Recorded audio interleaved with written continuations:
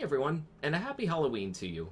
Like last year when making the video for Eternal Darkness, I knew I wanted to dive into a title with a legendary status, and I just couldn't wait to get back to this one any longer. Yes, the Silent Hill franchise has long been a staple in the survival horror genre of games, and it's considered a great alternative to Resident Evil due to its psychological thriller atmosphere that relied less on boo scares and more on keeping you in a constant state of dread long after you stopped playing. But how does it fare today? Well, that's exactly what we're here to find out. So strap in, grab some popcorn, and we'll see just how well the original Silent Hill for the PlayStation 1 holds up today. Developed by Team Silent and published by Konami in February and March of 1999, Silent Hill is a 3D survival horror game with a focus on exploration, puzzle solving, and small bits of action. Konami's original objective for Silent Hill was to make a game that would appeal to Western audiences. The team assigned to it, now known as Team Silent, was comprised of people who were considered failures of their previous projects. Once the team began to ignore Konami's restrictions and go into the artistic direction they actually wanted to, the original Silent Hill would finally come to form. So what did we end up getting? What's this game all about? It begins with Harry Mason, the game's main character, driving his daughter Cheryl to their favorite vacation spot. Late at night, Harry sees a girl on the road and swerves out of the way to avoid hitting her. This causes him to crash and lose consciousness. After coming to, outside of a town called Silent Hill, Harry notices that Cheryl is gone and gets out to find her. But from the moment Harry begins to enter Silent Hill, you can tell that things are about to get weird. After following the sounds and silhouette of what he believes to be Cheryl, Harry begins to notice things change around him, and the environment starts to darken. Even the walls appear to be taking a new shape. After coming to a dead end, Harry is viciously attacked by creatures until he goes unconscious once again, this time waking up in a bar and meeting a cop named Sybil. Although Sybil goes on to explain some things about Silent Hill and the environment around them, everything is still shrouded in complete mystery. It's up to Harry to uncover the secrets of the town and find his daughter at all costs. Sounds creepy, right? That's because it is.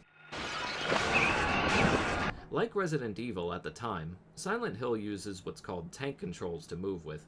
This means that in order to control Harry's direction, you have to use the left and right buttons on the D-pad to twist him around, and hit up or down to move him forward or backward. Holding square will allow Harry to run, while the X button is used for all of your main actions, whether it's interacting with something or using a weapon while holding down R2, which draws your weapon out for use. Circle will turn Harry's flashlight on and off, Triangle will pull up a map if Harry has one for the area that he's in, the L2 button allows Harry to move the camera and look around, and the L1 and R1 buttons allow him to strafe left and right. Select pulls up your inventory, and finally Start button will allow you to pause. One way that this game separates itself from Resident Evil's control scheme is the way the camera is presented. In Resident Evil, you mainly worked with fixed camera angles for the entire game. In Silent Hill, you play with a mix of both fixed camera angles and other angles that change and adjust based on your movement. This is typically seen while exploring the outside or the more wide open spaces. Although you do have an unlimited amount of room to pick up items and weapons with, unlike Resident Evil, you still need to keep an eye on your bullets. If you're not careful, and don't explore enough to keep collecting more bullets, you can easily run out and have to rely strictly on your melee weapons to get by. And combat with those, at least up until you get the hammer, is not a pleasant experience. The radio that Harry picks up early on in the game is another distinguishing feature, as it begins to make sounds whenever more creatures are nearby, and adds to the tension even further, since you can't always see where all the enemies are coming from. One other big difference from Resident Evil is that instead of playing as someone with experience in combat, you're essentially just playing as a regular guy.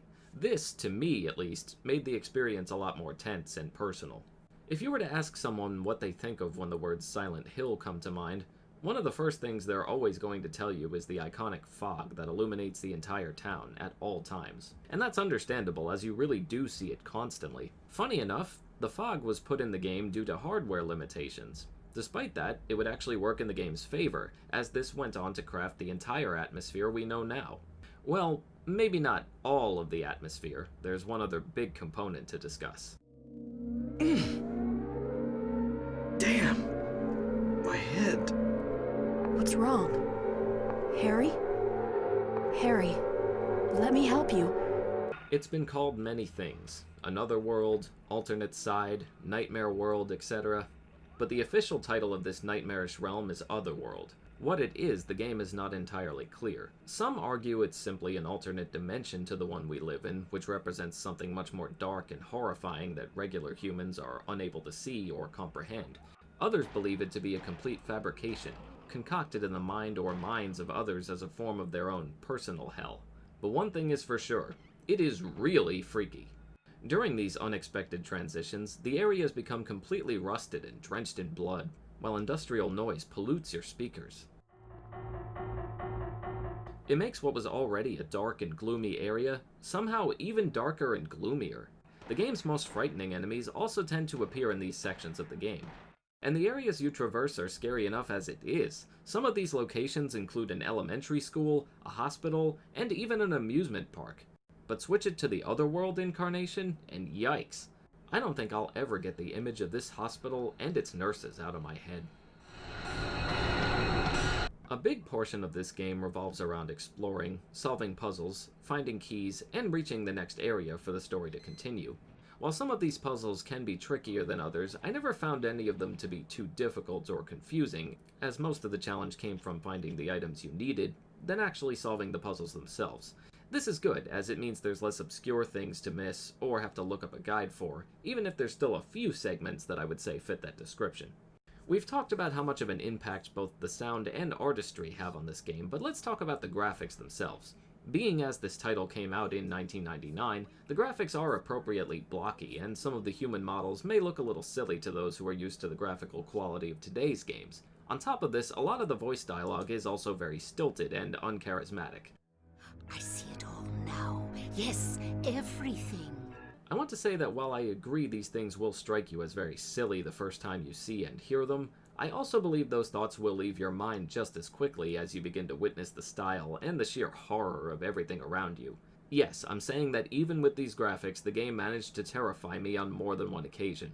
The controls are also going to be a tough sell for some people, as tank controls are now considered to be a relic of the past to many, although very passionate fans will continue to defend their use and implementation, especially in titles like these. While I do admit that it led to some highly frustrating encounters, it never felt like a deal breaker or something I couldn't just work my way around if I happened to die, due to getting stuck somewhere or caught by a bunch of enemies I couldn't see. This goes along with my thoughts on the game's camera as well. It can be difficult to work with, especially in the small, enclosed spaces, but also provide a lot more attention in a partly good way. Think about it. When you enter a room from an angle you won't be able to place until a second or two after looking around, and hear your radio buzzing, you're likely to be put into a state of panic, since you're trying to get your bearings, all while some horrifying creature is running right toward you. While I could easily see the argument against segments like these, I found myself coming to enjoy them, as they helped continue that constant feeling of dread and anxiety you get, all while trying to balance out your ammunition. And you really will want to save the good ammunition for the boss fights. While there aren't really a large amount of them, with one of them being spaced out into two parts, each one does follow a set strategy that will make you have to rethink the way you fight each time. I liked the way this fight with the lizard panned out, for example. Instead of simply running away and shooting it in the second phase, you have to let it come up to you, begin to open its hideous mouth, step back, and shoot at it while the mouth is still open. All of this is nice, but it still wouldn't mean much without a captivating story to go with it, and I'm happy to say that on that front it delivers. Although there are not a lot of supporting characters in the game, the few we get are all interesting in their own ways, such as Michael Kaufman, a corrupt doctor, and Lisa Garland, a scared nurse with even scarier revelations. Funny enough, these characters had a tendency to make me feel even more alone than I did just wandering around by myself. Uncovering a good mystery can be fun in and of itself, but some of the revelations that Harry and other characters in this game come to are very surprising, and I've still never seen anything quite like it in other horror titles. We learn that Cheryl is not actually Harry's daughter by birth, and that she was adopted years ago. This leads him into believing she may have a deeper connection to this town. Harry also picks up hints about what's going on based on the ramblings of Dahlia Gillespie, a cultist in the town who gives Harry a mysterious item called a Floros. We also learn about the Mark of Samael, which appears in multiple parts of the town and is set to be completed soon. But what does all of this really mean? There's a lot to cover, but I'll try to keep this brief. The marks were put out by a girl named Alessa Gillespie. While we still don't know a great many things about Silent Hill's origin, we do know that she had a large part in it. She was said to have had a very abusive childhood that even resulted in her getting set on fire at one point. She underwent a huge amount of suffering due to a cult known as the Order, Yes, the same cult that her mother Dahlia belonged to. This was all done in order to have Alessa give birth to the quote-unquote god. In order to prevent this from taking place, Alessa split her soul into two so that this god could never be born. The other half of that soul was Cheryl. We also learned that Dahlia was stringing Harry along all this time, just so that they could bring Cheryl back, and finally give birth to the god that she had been waiting for.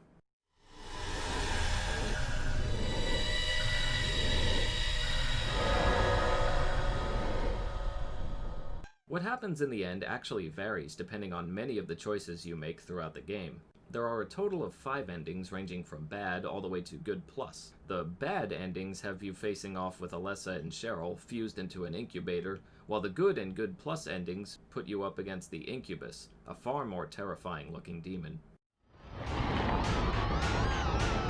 Each one has its own unique charms to it, but the good and arguably the good plus endings are the only ones considered to be canon due to the impact it would have on later installments of the series. Looking back on it all, the creativity really was through the roof. Symbolism floods almost every room of the game, whether it's the tables with chains attached, the burned corpses on the walls, or even the multiple appearances of wheelchairs. All of these would show us just the kind of horrors that Alessa really faced, and gave us quite a taste of it ourselves. That said, I'm not going to act like the entire experience is a perfect one. Just like many other games of its type, there are a few puzzles and scenarios that are near impossible to figure out without some kind of help. For example, one of the main determining factors of the game's ending revolves around a sequence where Sybil has become taken over by a parasite, and you're supposed to fight her. Unless you manage to obtain part of a special liquid earlier in the game by taking an empty bottle and thinking to fill it with this mysterious liquid you might have seen on the ground. And then, you need to be close enough to Sybil in order to open your item menu and click to use it. Without this, there is no good ending. I find it very unlikely that most gamers were able to figure this out on their own. Some parts of the controls and camera issues were also not quite as fun to deal with. While it's true that these qualities added to the game's tension factor, it also felt far more annoying than necessary in other places. Luckily, there are a decent amount of health items scattered around that you'll likely not run out of, as long as you're careful going into each room. Silent Hill is something of a wonder. It drew that blurred line between realism and imagination that will likely never be replicated again, as I don't believe it ever truly has, and that's including its sequels. It managed to capture a setting and a mood that we had never quite experienced in horror games up to this point, and gave us an even deeper story that would allow the genre to move forward in all kinds of exciting ways. No matter how you look at it, this is an essential horror game. If you have even a passing interest in survival horror, then you need to play this. What it lacks in graphical quality and arguably dated gameplay mechanics, it more than makes up for in every other regard. You'll never forget the first time you reached a large chunk of the road gone, blocking you from escape.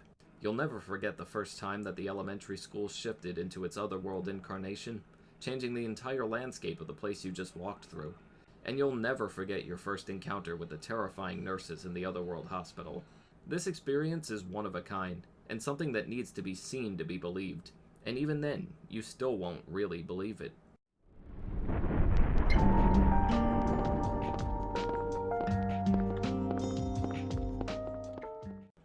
Is the gameplay considered a little dated and rough around the edges these days due to having tank controls and slightly confusing camera angles? Sure, even though I still liked it anyway. Are the graphics also in desperate need of an overhaul? Yeah. Does any of that mean you shouldn't give this title a try, though? Absolutely not. While it's true that you will have a bit of a learning curve if you're not used to this style of gameplay, the payoff couldn't be more worth it. This game managed to differentiate itself from Resident Evil's style of pop-out scares by crafting one of the best psychological thriller experiences in gaming. While its sequel, Silent Hill 2, would go on to be considered the better game, I believe this title is equally worthy of being played, as the images it leaves in your mind will surely stick with you long after you hit that power button. And that's going to do it for this video. Thank you all so much for watching. Have you played this classic game yourself? Let me know in the comments below. And if you're feeling really generous, please consider donating to my Patreon, where awesome people like Brandon, Erica, Thomas, Johan, Cielo, and Andrew all help to keep this channel alive. Happy Halloween, and until next time.